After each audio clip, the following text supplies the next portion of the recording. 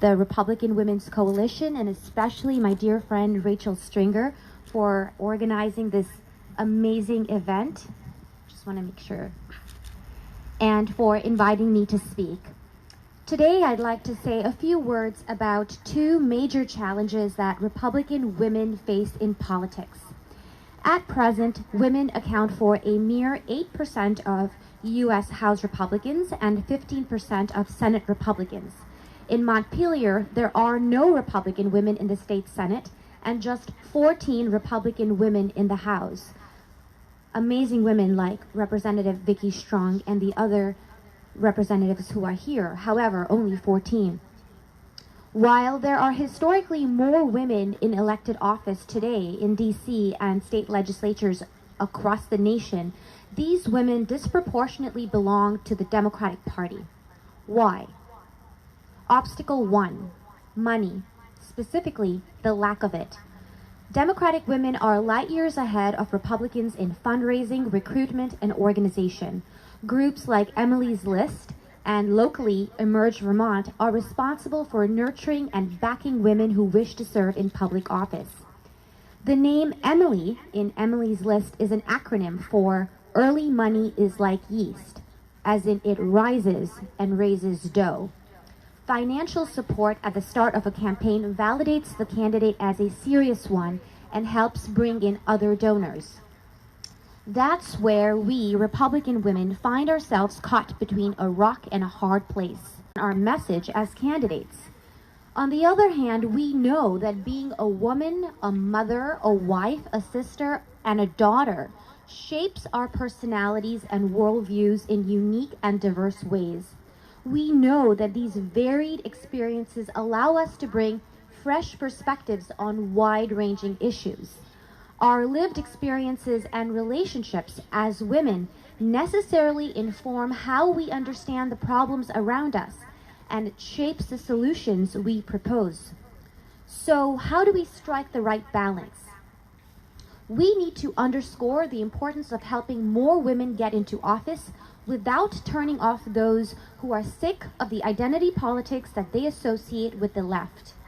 Women are not a minority. We are 51% of the population. We are also not a socially constructed identity group. Women and men are equal partners in the human experience. We can prioritize merit and competence while also acknowledging that women bring unique perspectives that must be valued and promoted. Obstacle 2. A number of influencers in the Republican Party, both in Vermont and across the nation, treat Republican women as second-class citizens in politics. These voices are fine with women being town chairs, county chairs, volunteers, and any role that involves actual work, hours of important but often thankless labor to support our cause. But that's where they draw the line. Any woman who dares to speak up, any woman who dares to disrupt the status quo from which they benefit is labeled a troublemaker and worse. God forbid such troublemaking women dare to run for an office that may be a higher position than the one they hold. In preparing for today, I watched interviews of Republican women running for U.S. House seats in various states.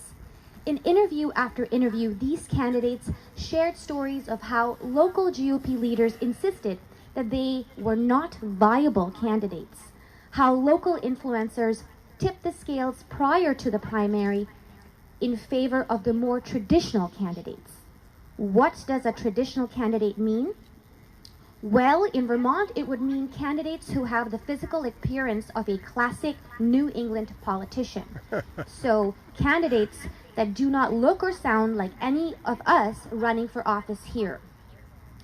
The good news is that the American people don't share these biases against Republican women candidates, and this has been true for a very long time. The first woman to be elected to a full term in the U.S. Senate, so not appointed to a previously unfulfilled term, but to be actually elected was a Republican, and that feat was accomplished way back in 1978.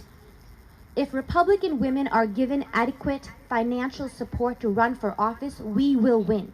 Yes, even in so-called deep blue Vermont. I am not pretending to speak for all Republican women. Like all of us here, I do not subscribe to collectivism. I expect some will disagree with me, especially those who have curried favor with existing power structures.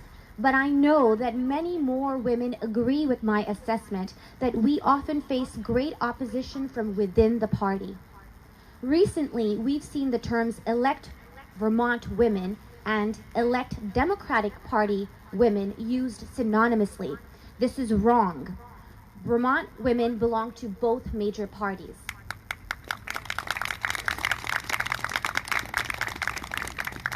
We cannot allow ourselves to be erased by anyone. But before we can embark on a mission to ensure that our voices are heard, we must clean house. We can no longer tolerate a Vermont GOP subculture that shames women for being outspoken, that reduces us to tokens or uses us as mouthpieces to do their dirty work. We must end this subculture where men sexually objectify women who dare to participate in politics and have no qualms about verbally assaulting us when their egos are bruised. As we commemorate